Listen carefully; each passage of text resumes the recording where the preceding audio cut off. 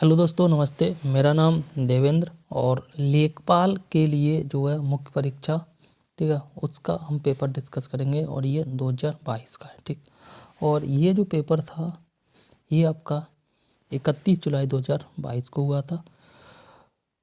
तो इस पेपर को आज डिस्कस करेंगे। ठीक है, उससे पहले हम शॉर्ट में देख लेते हैं कि लेखपाल का सिलेबस क्या। देखो, पहले जो पेपर हुआ था उसका जो है सिलेबस थोड़ा अलग था, बट अभी सिलेबस चेंज हो चुका है और यह सिलेबस करीब करीब पैट के एग्ज़ाम के जैसा है। ठीक है, तो यहाँ पे आप देख लो,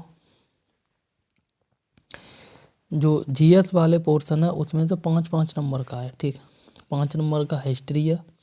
ठीक है, और हिस्ट्री में बेसिक रूप से मॉडर्न इंडियन वाली हिस्ट्री है, जिसमें भारतीय राष्ट्रीय आंदोलन को दिखाया गया। ठीक, पॉलिटी है और जियोग्राफी है। जियोग्राफी में इंडिया का भी है और विश्व का भी है। ठीक, और आगे बात करें, इकोनॉमिक्स है, ग्राम समाज है 5 नंबर की। ठीक, इसके बाद जो है आपका राष्ट्रीय और अंतर्राष्ट्रीय महत्व के समसामयिक घटना, मतलब क्या है आपका, ये है आपका तुम्हारा करंट अफेयर। ठीक है, विज्ञान एवं प्रौद्योगिकी है, पर्यावरण, ये इंपॉर्टेंट है। पर्यावरण 10 नंबर का, यानी कि इसका जो वेटेज ज़्यादा है। ठीक, डीआई है 10 नंबर और सामान्य हिंदी है 10 नंबर।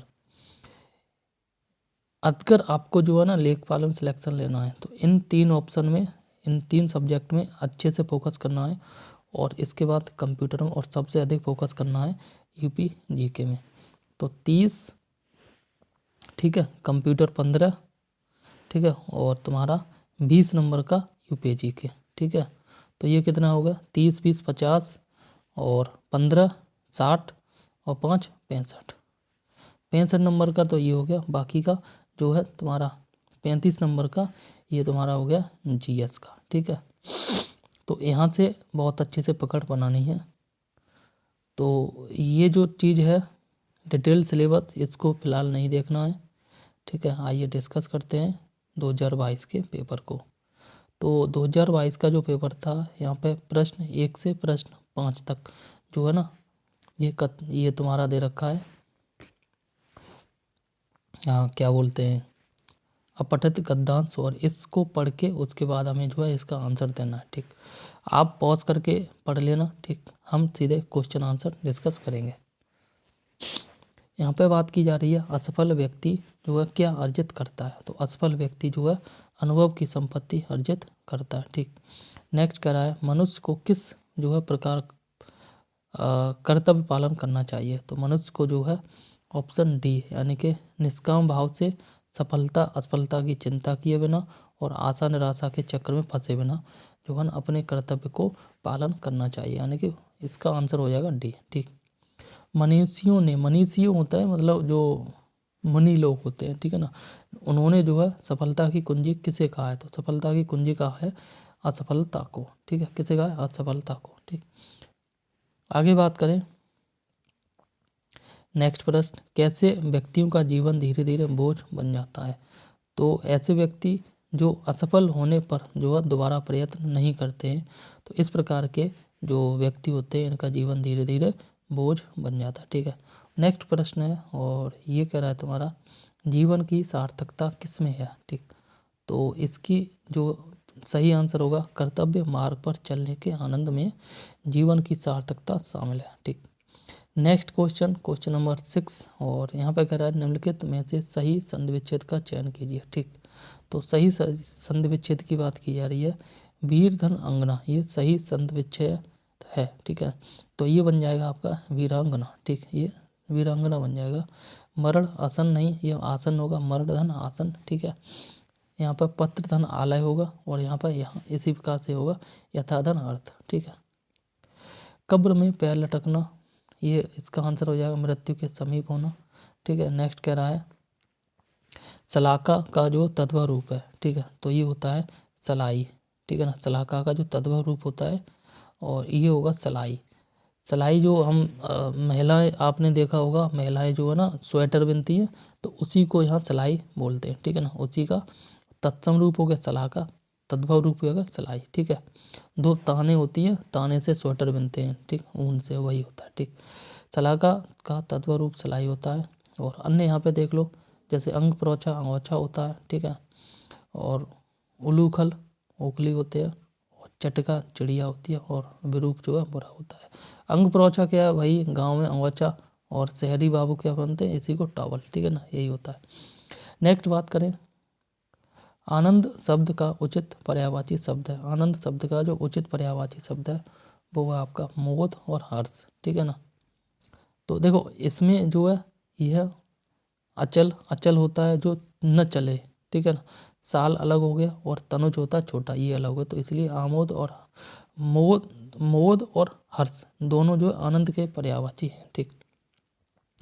नेक्स्ट प्रश्न कह रहा है, और ये कह रहा है अपना पराया किस समास का जो है उदाहरण होता है, ठीक है। तो समास पढ़े होंगे आपने, पता होगा अपना पराया यहाँ द्वंद्व समास का उदाहरण होता है। द्वंद्व समास का ट्रिक क्या होती है, ऐसे शब्द जिनके बीच में जो है योजक चिन्ह लगा हो और इसके साथ जो है ना ये एक दूसरे के विपरीत हो, यानी कि अपोजिट हो, ठीक है ना। इस प्रकार की ट्रिक होती है। यहाँ से जनरली 99% तक पहचान लिए जाते हैं, लेकिन कुछ कठिन शब्द होते हैं वहाँ पे, कुछ ऐसे शब्द में जहाँ योजक चिन्ह नहीं होता है फिर भी वो है द्वंद्व समास के उदाहरण होते हैं, ठीक है। नेक्स्ट देख लेते हैं, निम्न में से जो है कौन सा शब्द स्त्रीलिंग नहीं है, ठीक है। ये जो शब्द होते हैं स्त्रीलिंग और पुल्लिंग, यहाँ पे तो शब्द को वाक्य में प्रो वाक्य में डालो और देखो इसका जो यूज किस प्रकार से किया जा रहा है और आराम से आंसर निकल आता है, ठीक है। तो संभल जो है स्त्रीलिंग शब्द नहीं है। जैसे हम योजना बनाई, यहाँ पे हम जो कहे 2026 में सरकार के द्वारा योजना बनाई गई, स्त्रीलिंग शब्द है। ऐसे ही करके यमा और भिक्षा, भिक्षा मांगी जाती है, ठीक है ना, तो ये स्त्रीलिंग शब्द है। लेकिन संभल जो है पुल्लिंग शब्द है, ठीक। किस विकल्प में सही विलोम है, तो यहाँ 4 ऑप्शन है, देख लो। कृपण और दाता ये सही विलोम है, ठीक। सांझ दोपहर नहीं है, ठीक। और शुष्क क्षुद्र नहीं है, और शुष्क का आर्द्र होगा विलोम, प्रसन्न का जो है दुखी होगा, ठीक है। हालांकि या अप्रसन्न भी हो सकते हैं। नीचे ये शब्द और इनके विलोम दे रखे हैं, थोड़े देख लेते हैं। सांझ का भोर होता है, ठीक है, विलोम शब्द। शुष्क का आर्द्र होगा, और क्षुद्र का विराट होगा, क्षुद्र छोटा रूप, विराट बहुत बड़ा रूप। प्रसन्न का अप्रसन्न, और प्रफुल्ल का मलान होगा, ठीक। जीवनपति का जो है समानार्थी होता है, ये तो भाई हेमराज भगवान आ गए, ठीक है। जीवनपति का समानार्थी होता है हेमराज, ठीक है। और यहाँ पे देख लेते हैं हेमराज के अन्य पर्यायवाची या समानार्थी हेम होता है, धर्मराज होता है, आर्य होता है, जीवनपति होता है, ठीक है। सूर्य पुत्र होता है, जीवनधारा होता है, आर्यपुत्र ईश। और आदमी का पर्यायवाची देख लो, मानव मनुष्य, और मनुज और मानुष, और जो है इंसान मर्त्य। और आदमी के और भी पर्यायवाची आज की डेट में अगर हम बात करें तो देखो कौन कौन से पर्यायवाची होते हैं। झूठा होता है आदमी का पर्यायवाची, ठीक है ना। थूक के चाटने वाला होता है आदमी का पर्यायवाची। रूप बदलने वाला आदमी का पर्यायवाची होता है। और हम बात करें आदमी के पर्यायवाची की, मतलब क्या बोल सकते हैं, मतलब दिखने में कुछ और अंदर से कुछ, इस प्रकार के आदमी के बहरूप या टाइप, ठीक है ना। आदमी के बहुत सारे पर्यायवाची हैं। और पूरी पृथ्वी पे जितने भी जीव हैं उनमें से सबसे जो कमीना कुत्ता जीव है वो आदमी है, यानी कि मनुष्य है, ठीक है। सबसे मतलबी जीव है। खैर आगे बात करते हैं। और नेक्स्ट क्वेश्चन कह रहा है, ये कह रहा है जिसे इंद्रियों से अनुभव न किया जा सके, ठीक है ना।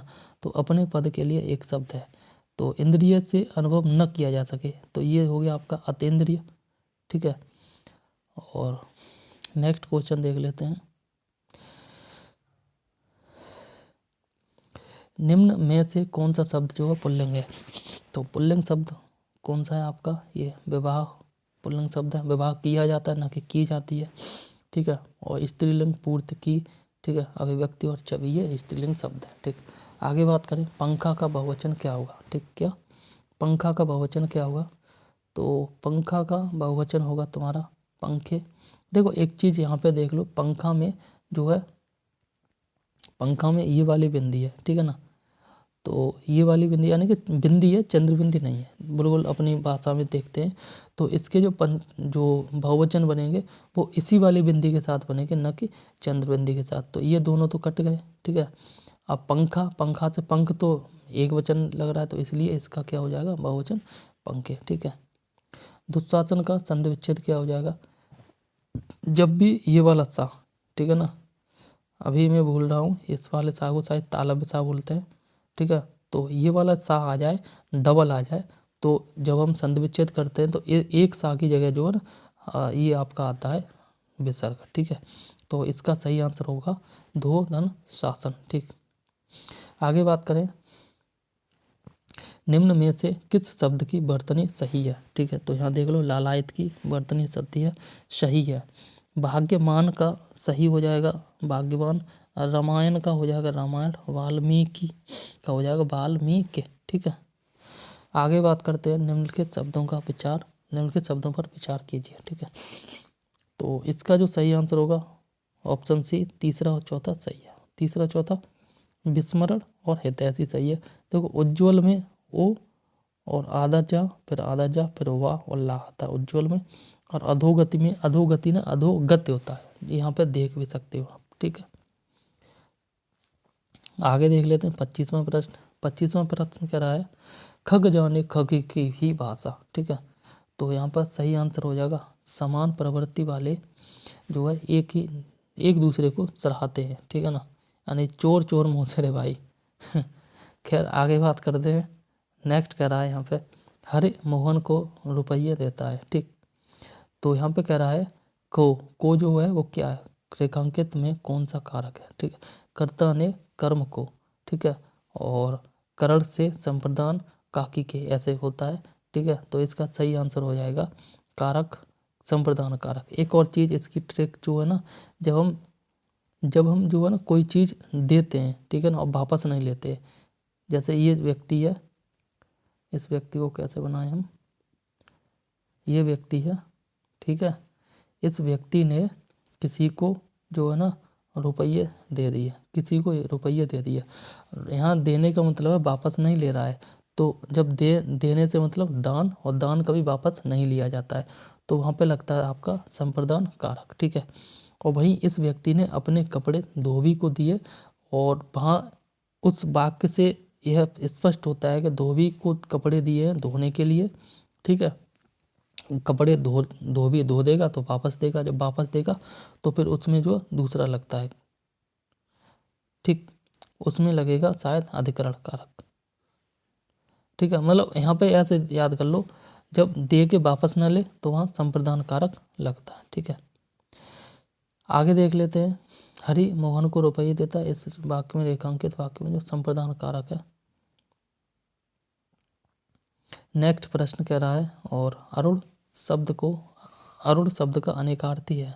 तो अरुण शब्द का जो अनेकार्थी होता है वो है आपका प्रातःकालीन सूर्य या सिंदूर, ठीक है ना। अरुण का मतलब होता है जो सूर्योदय जब होता है, उसी सूर्योदय को, उगते हुए सूर्य को अरुण बोलते हैं, और सिंदूर को भी अरुण बोलते हैं, ठीक है। जो महिलाएं अपने सुहाग को जो है प्रतीक के रूप में लगाती हैं। खैर आगे हम बात करें तो नेक्स्ट कह रहा है, आज की सभा में अनेकों लोग उपस्थित थे, ठीक। तो वाक्य के जो है किस वाक्य में अशुद्धि है, तो इस वाक्य के अनेकों, एक चीज़ याद रखना, जब भी वाक्य में अगर अनेकों शब्द आ जाए, अनेकों कोई भी शब्द नहीं होता, ठीक है ना, वो होता है अनेक। क्या होता है, अनेक। तो अनेकों है इसीलिए ये गलत है, ठीक है। नेक्स्ट कह रहा है, निम्नलिखित में से तत्सम शब्द है। तो यहाँ पे देख लो तत्सम शब्द क्या है। तत्सम शब्द होगा आपका अक्षर, ठीक है। और ये अक्षर होता है, नॉट अक्षर। अगर अक्षर हम बोलेंगे तो फिर अक्षर इस प्रकार से होगा, ठीक है। और ये होता है अक्षर, ठीक है ना, अक्षर ऐसे कुछ बोलते हैं, ठीक है। तो इसका डी ऑप्शन सही हो जाएगा। आगे देख लेते हैं, इसमें थोड़ा सा मैथ फैथ है, वो भी अभी आपको मैथ पूरा मैथ नहीं पढ़ना, केवल DI पढ़ना है। DI स्पष्ट रूप से दे रखा है 10 नंबर का, वही पढ़ना है, ठीक है ना। अगर आए तो एक आध नंबर जो GS का पोर्शन है उसमें एक आध नंबर मैथ का आ सकता है, या रीजनिंग का। आगे यहाँ अशुद्ध वाक्य कह रहा है, कौन सा जो अशुद्ध वाक्य है, ठीक है। पहला, तीसरा और चौथा अशुद्ध वाक्य, पहला, तीसरा, चौथा, ठीक है। तो पहला कह रहा है, उसे मृत्युदंड की सजा मिली। मृत्युदंड के साथ सजा नहीं दी जाती है, उसे लिखे बोलेंगे उसे मृत्युदंड हुई। ठीक है। ठीक। नेक्स्ट है विंध्याचल पर्वत पर घने जंगल हैं। ठीक है ना, तो इसका जो है सही है। ठीक है। और तीसरा कह रहा है इसमें यहाँ शुद्ध भैंस शुद्ध नहीं दूध शुद्ध होता है, तो ये गलत हो गया। और चौथा भी गलत है। मेरे को तेरे को ये शब्द उचित नहीं होते हैं वर्तनी की दृष्टि से अंग्रेजी में, यानी कि हम जो शहरी लोग होते हैं ना, आपने देखा होगा मेरे को तेरे को बहुत बोलते हैं, तो वर्तनी की दृष्टि से वो गलत होता है। ठीक है। मेरे को नहीं, मुझे बोलो, क्या मुझे बोलो। ठीक है। मुझे उससे बात करना पसंद जो है नहीं है या पसंद है। ठीक है ना, मेरे को उसका चेहरा देखना भी पसंद नहीं है। ठीक है। तेरे को मेरे को ये शब्द नहीं होते हैं। ठीक। आगे देखते हैं। देखो ये डीआई का प्रश्न है। ठीक है, यहाँ पे देख लो। तो यहाँ पे कह रहा है नीचे दिया गया एक ग्राफ है 1991 से 99 तक है, तो इसको समझाने के लिए थोड़ी सी अव्यवस्था है, तो यहाँ पे प्रश्न डायरेक्ट कर लेते हैं, बाकी आप खुद से देख लेना। 1996 से 97 में कंपनी की आय समीक्षाधीन जो अवधि में औसत आय का लगभग कितना प्रतिशत था। ठीक है ना, तो इसका सही आंसर होगा 125%। यहाँ पे कह रहा है 1996 97 96 97 कहाँ पे आपका ये रहा। ठीक है ना, 96 97 होगा आपका ये वाला। और कह रहा है कि कंपनी की आय जो है समीक्षाधीन अवधि में औसत आय का लगभग कितना प्रतिशत थी। तो यहाँ पे हम क्या करेंगे, देखो पहले हम देखेंगे 96 97 की आय कितनी है 4320। ठीक है, और फिर औसत आय निकालेंगे इन सब की, तो 91 92 92 93 94 95 96 97 इन सब की औसत आय निकालेंगे और ये देखेंगे कि ये जो आय है वो कितना प्रतिशत है औसत आय का। ठीक है ना, औसत आय का देखो का और से जब भी आए तो वो बट्टे के नीचे आता है। ठीक है ना, औसत आय का, तो औसत आय नीचे आएगा और यह वाला 96 97 की आय ऊपर आएगा। ठीक है ना, और इंटू 100 करेंगे तो आय निकल आएगी। ठीक है, तो यहाँ पे देख लो आप, यहाँ पे जो है औसत आय है। ठीक है, 96 97 में कंपनी की आय समीक्षाधीन आय। ठीक है, तो हमने बोला था अभी ये वाला नीचे हो गया और ये ऊपर हो गया 96 97 इंटू 100 किया और ये 124.13% है, करीब 125%। ठीक है, उन वर्षों की संख्या का अनुपात क्या होगा जिनमें एक कंपनी की आय जो है औसत आय से कम है और उनकी जिनकी औसत आय से अधिक है का अनुपात क्या होगा। ठीक है, तो यहाँ पे देख लो। अच्छा, इसका आंसर क्या होगा, वो है ऑप्शन सी 5:3 का अनुपात है। ठीक है, डीआई के प्रश्न बहुत अच्छे से देखना है क्योंकि दो डीआई आएंगे। ठीक है, और जिसमें जो है तुम्हारा 5 प्रश्न होंगे। ठीक है, डीआई में 10 नंबर में से 10 नंबर लेके आ सकते हो, बहुत आराम से लेके आ सकते, लेकिन उसके लिए प्रैक्टिस करनी जरूरी होगी। उसमें क्या है, जोड़ घटाए गुणा भाग ये आना बहुत इंपॉर्टेंट है, वर्ग आना बहुत इंपॉर्टेंट है, घन आना बहुत इंपॉर्टेंट है, और पहाड़े कम से कम 25 से 30 तक पहाड़े आना, इतना कर लो आराम से हो जाएगा। 97 98 में कंपनी की आय 94 95 से कितनी गुनी थी। ठीक है ना, तो 94 95 की आय देख लो और 97 98 की आय देख लो और उसमें अंतर निकाल लो। 97 98 की आय में 94 95 की आय से। ठीक है ना, तो यहाँ पे कह रहा है 97 98 में कंपनी की आय जो 94 95 की आय से, तो 94 95 की आय नीचे रखेंगे 97 98 के ऊपर और गुना कर लेंगे, यानी कि इसमें जो है भाग दे देंगे। ठीक है, 97 98 की आय में कंपनी की आय 93 94 की तुलना में कितना प्रतिशत की वृद्धि हुई है। ये भी सेम प्रश्न है, इसका 100% आएगा आंसर। और नेक्स्ट प्रश्न है 94 95 95 तक की कंपनी में लगभग कितना प्रतिशत गिरावट आई है। गिरावट आई है, ये आंसर आ जाएगा 7%। ठीक है, आगे नेक्स्ट कह रहा है एक त्रिभुज का क्षेत्रफल जो है, देखो ये प्रश्न तो आने के नहीं है। ठीक है, तो फिर हम इनको डिस्कस करना भी बेकार है, कहीं भूला भटका आ गया तो आ गया, क्योंकि अब सिलेबस में ही नहीं तो पढ़ने का भी मतलब नहीं, डायरेक्ट जो है ना हम क्वेश्चन पे टिक करके आगे बढ़ जाएंगे। ठीक है ना, इसका आंसर जो है सी होगा।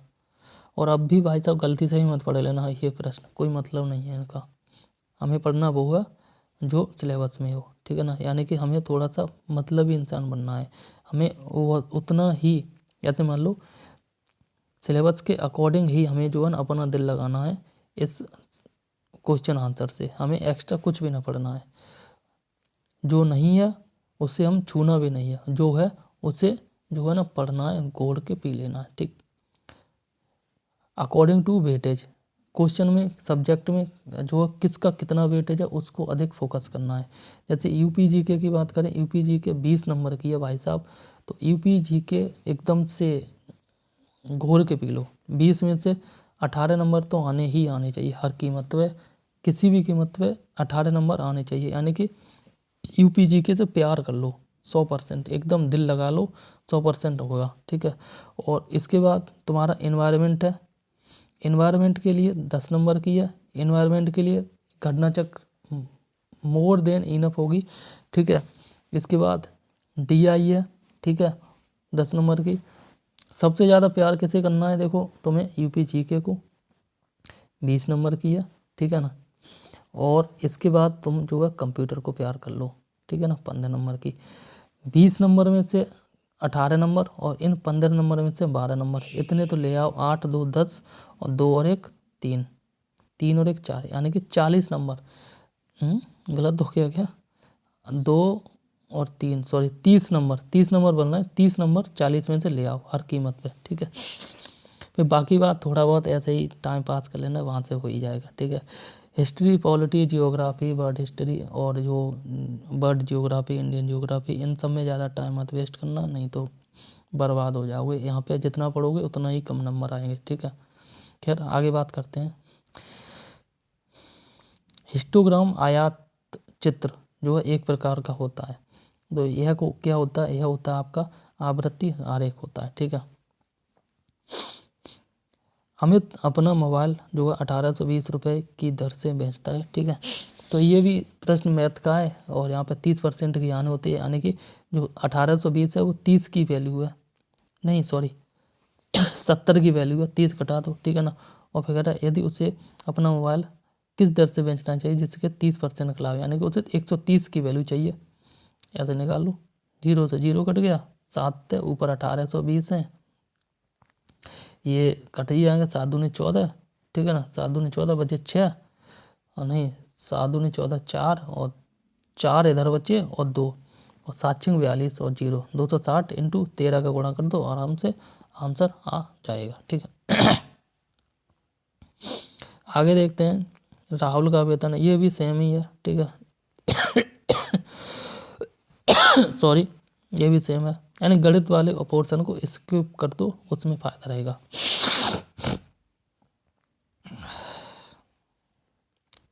केवल उससे लगाओ जहाँ फायदा हो, अदरवाइज बेकार में लगाओ। ये मैथ वाले पोर्शन को हम अभी स्किप कर देते हैं, कोई फायदा नहीं है, ठीक है। 15 संख्याओं का माध्य 30 दे रखा है, यदि प्रति संख्या में से 3 जोड़ दिया जाए तो नया माध्य क्या होगा, ठीक है। तो नया माध्य देख लो, यहाँ पे 15 संख्याओं का माध्य 30 है, 15 संख्याओं का कुल योग 15 इंटू 30 450। प्रति संख्या में 3 जोड़ देना है तो संख्या कितनी है 15, 15 से 45 संख्या हो जाएगा, 45 प्लस 450 बटे 15 33 आ जाएगा आंसर।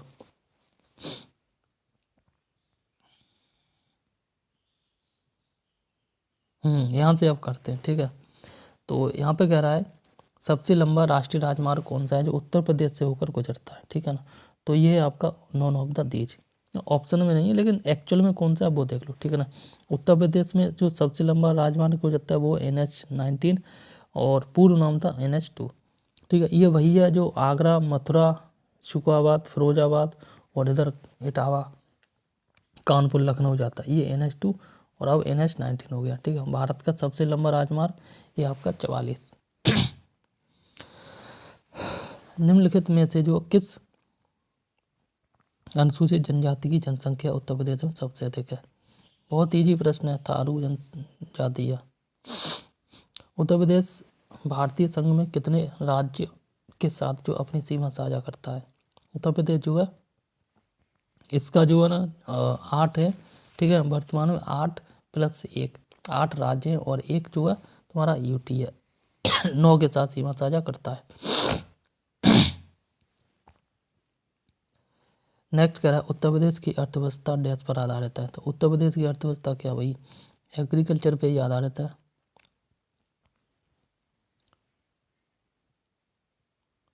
नेक्स्ट प्रश्न कह रहा है उत्तर प्रदेश में IT शहर स्थापित किया जा रहा है, कौन से शहर में, तो ये आपका लखनऊ में, ठीक है। लखनऊ को IT शहर बोलते हैं, के नाम से जानते हैं। उत्तर प्रदेश में लखनऊ IT शहर और पूरे भारत में बेंगलोर है, ठीक। निम्नलिखित में से कौन सा जल डमरू मध्य भूमध्य सागर को जो है अटलांटिक महासागर से जोड़ता है, ठीक है। इसका सही आंसर होगा जिब्राल्टर जल डमरू मध्य। कौन सा? जिब्राल्टर जल डमरू मध्य। नेक्स्ट प्रश्न कह रहा है निम्नलिखित में से किसे जो उत्तर प्रदेश में मंदिरों के शहर, ये तो वही वाराणसी आंसर है इसका, मंदिरों को शहर के नाम से जानते हैं, ठीक है। सॉरी। निम्नलिखित को जो है मिलाएं, तो यहाँ पे मिलाना है भैया गोविंद बल्लभ पंत सागर बांध, ठीक है, परीक्षा बांध, गोविंद सागर बांध और जैवलिन। इसका आंसर ए है। और यहाँ पे देख लेते हैं गोविंद बल्लभ पंत सागर बांध रेहंद नदी पर या परीक्षा बांध बेतवा नदी पर है, गोविंद सागर बांध शहजाद नदी पर है और जामनी बांध जो है जामनी नदी। ये तो सिंपल है।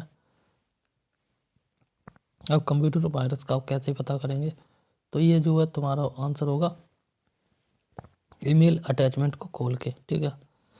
नई प्रौद्योगिकी का उपयोग करके जो है ईंधन की बड़ी दक्षता को कैसे और पर्यावरण को कैसे लाभ पहुंचा सके। ईंधन का उत्पादन बढ़ेगा, ईंधन उत्पादन की लागत घट जाएगी, रिजर्वायर संचयन में जो है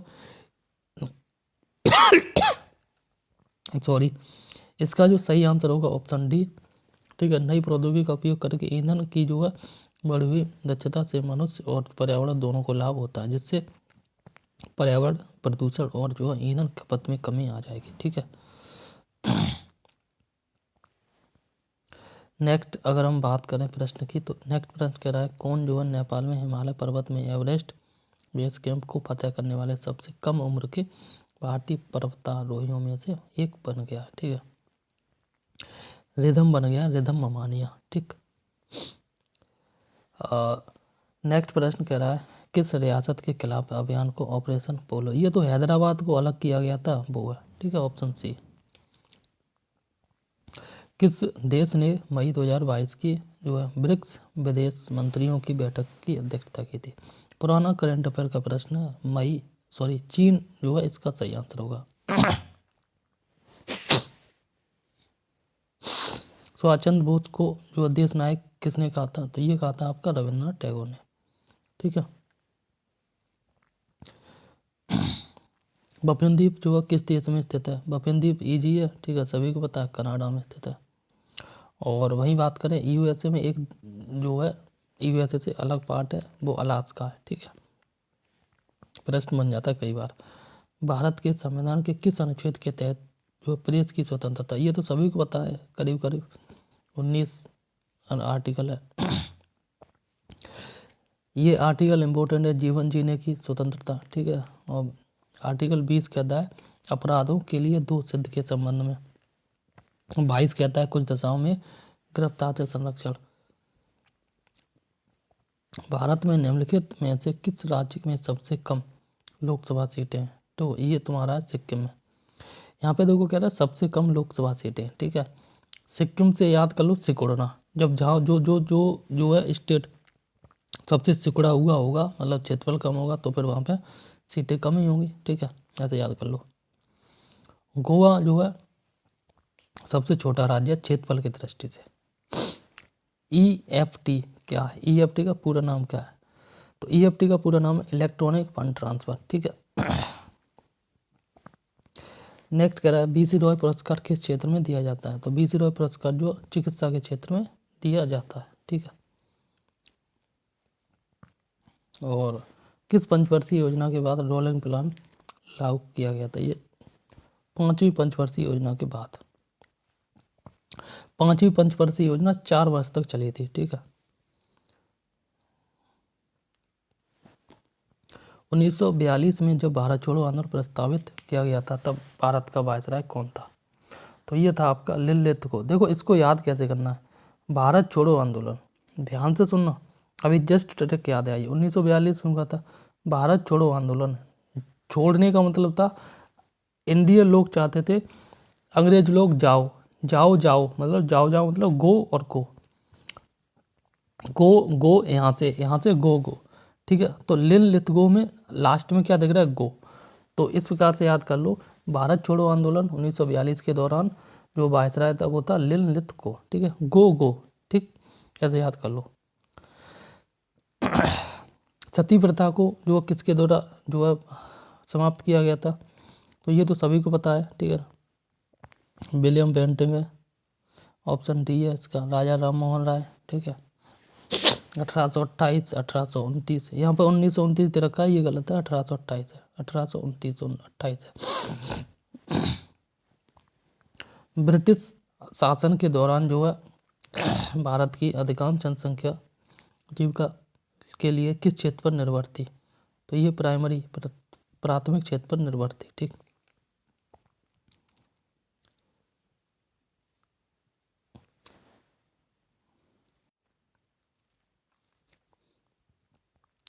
नेक्स्ट प्रश्न कह रहा है, और ये कह रहा है निम्नलिखित में से किस भारतीय संविधान के किस अनुच्छेद में राज्य के निर्देशक सिद्धांत शामिल हैं? ठीक है, तो ये अनुच्छेद 36 से 51 में डीपीएसपी हैं। ठीक, महात्मा गांधी ने नमक सत्याग्रह कहाँ से शुरुआत किया था? तो ये सभी को पता है, साबरमती से शुरुआत किया था, दांडी तक गए थे। 12 मार्च 1930 को शुरुआत किया था, 6 अप्रैल 1930 तक जो है चले थे, यानी कि चले। ठीक है, इसमें जो है 78 लोग थे और लठ लेके गए थे गांधी जी। 78 लोग थे और लठ लेके गए थे, ऐसे याद कर लो। लठ मतलब डंडा लेके गए थे गांधी जी। ठीक है, और ये यात्रा कुल जो है ये चली थी तुम्हारी 24 दिन तक। ग्रामीण क्षेत्रों की अर्थव्यवस्था और बुनियादी ढांचे को मजबूत करने के लिए 2021 में निम्नलिखित में से कौन सी योजना शुरू की गई थी? ठीक है, तो ये योजना आपकी यूपी मातृभूमि योजना।